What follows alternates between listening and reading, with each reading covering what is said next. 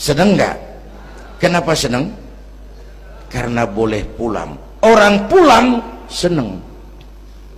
Contoh lagi, Lebaran masyarakat pulang mudik, seneng nggak? Kenapa seneng? Pulang. Orang pulang seneng.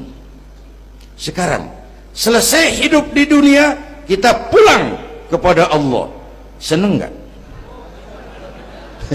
Ragu-ragu, mau bilang seneng takut besok gitu. Mestinya seneng dong pulang. Apa yang bikin pulang yang satu itu kok berat? Kelihatannya dua.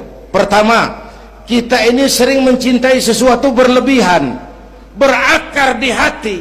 Datang saat pulang tidak siap menghadapi perpisahan. Ada yang bergantung di sini, pulang jadi berat. Kalau cinta Allah sepenuhnya, cinta alam seperlunya, pulang enak. Yang kedua, bekal nggak cukup, sengsara di jalan, pulang jadi berat. Nggak punya bekal kok pulang, itu nekat. Belum sempet sholat modar, kok berani amat nggak punya bekal pulang. Kalau bekal cukup, pulang itu menyenangkan. Kenapa? Itu satu keharusan.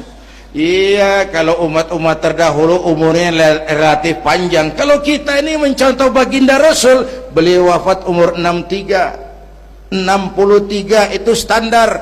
Kalau mencontoh Nabi, jatah kita 63. Kalau malam ini kita sudah 50 tahun, tinggal 13. Waspada. Kalau malam ini kita sudah 62 tahun 11 bulan, udah jangan pakai pantangan, apa aja makanlah Pak, sebulan lagi tuh. Sebulan lagi, syukur-syukur dapat bonus. Dan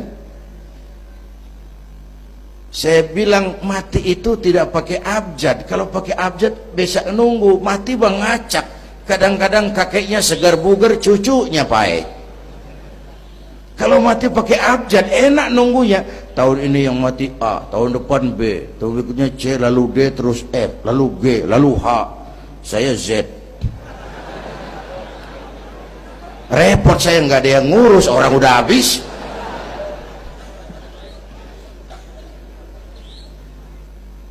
Bapak Ibu hadirin, malah aneh.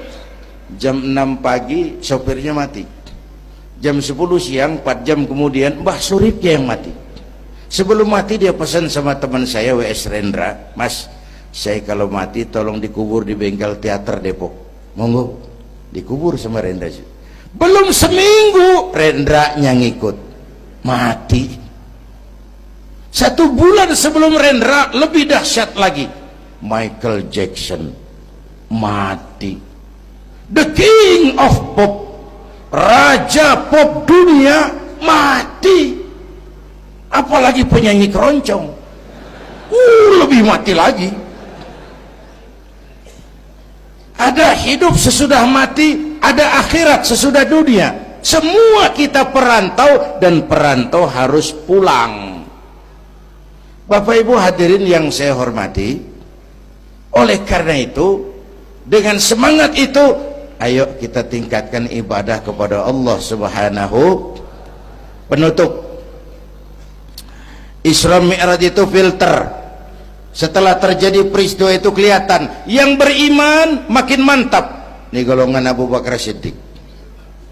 Yang kafir makin kurang ajar, ini golongan Abu Jahal, Abu Lahab, Abu Sufyan, dan abu-abu lain kumpul di situ. Yang ragu-ragu kafir lagi. Ini kristalisasi. Maka dengan memperingati Isra Mi'raj ditambah dengan semangat sholat berjamaah, ayo kita jaga kesatuan, persatuan, kerukunan, dan kekompakan. Bapak Ibu hadirin yang saya hormati, saya bersyukur walaupun belum pernah hadir, tapi saya tahu tiap minggu pagi pengajian Kiai Uci ini dibanjiri oleh jamaah. Alhamdulillah. Kita doakan beliau diberikan kekuatan. Kita usahakan pengajian jalan terus sampai kira-kira kiamat kurang seminggu. Jangan sampai kiamat lah, ngeri. Saudara-saudara, itu yang kita perlukan sekarang.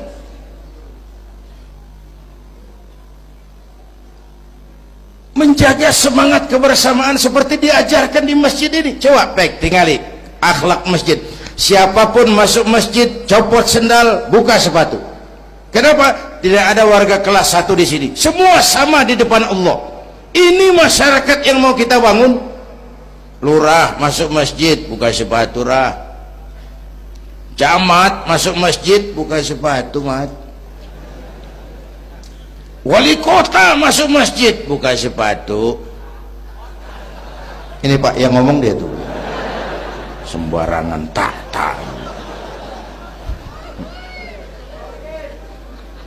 Gubernur masuk masjid buka sepatu, Nur. Presiden masuk masjid buka sepatu, Den. Ini masyarakat yang mau kita bangun. Kan keadilan di negeri kita ini masih mahal.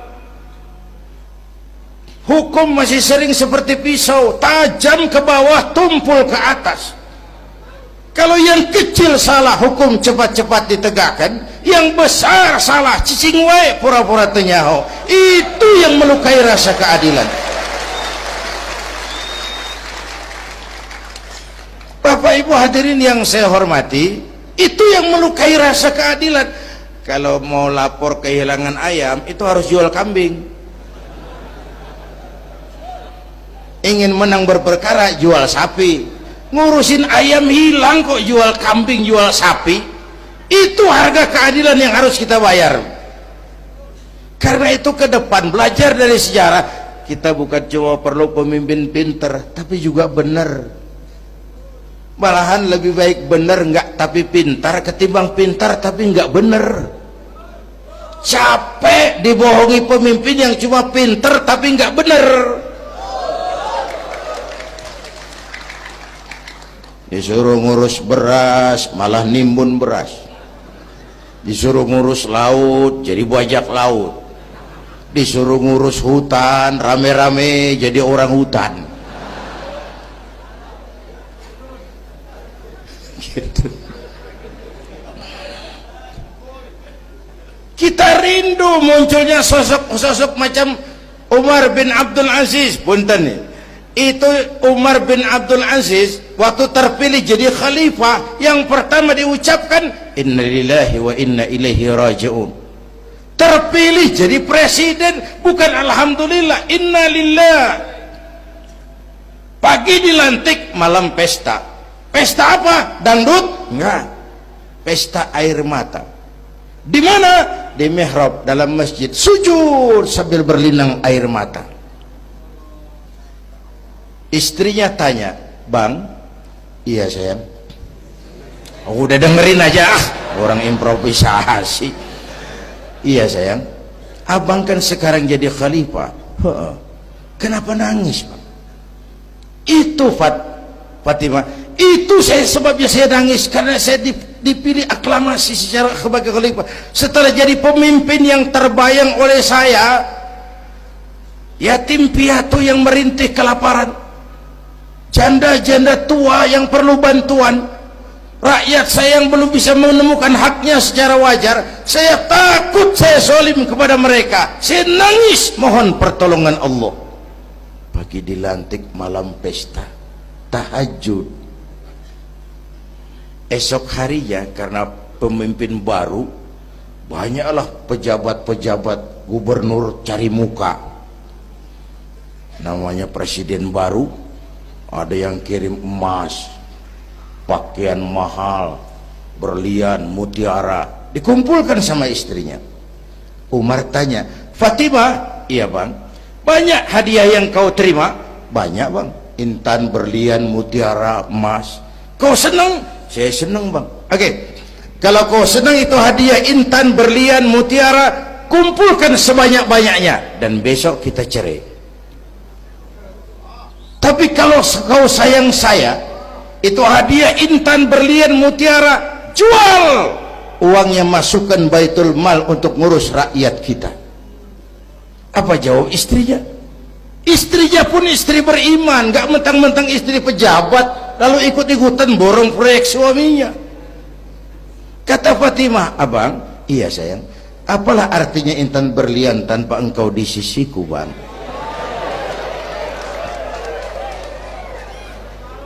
Jual sajalah, jual untuk ngurus kepentingan rakyat. Yang nyata-nyata hadiah pribadi dijual ngurusi rakyat. Jangan yang sudah nyata-nyata milik rakyat masih disunatan.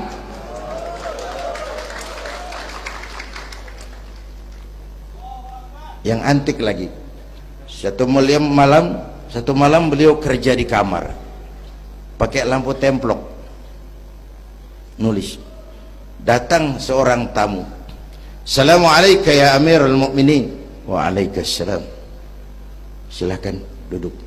Ada apa? Enggak, cuman mau ngobrol. Urusan pribadi khalifah, kita kan teman lama. Oke, baik. Beliau berdiri, lampunya dipadamkan, ditiup, mati, gelap kamar. Ayo kita ngobrol. Tamunya heran, ya khalifah, iya, kita kan mau ngobrol, iya, kenapa lampu dimatiin?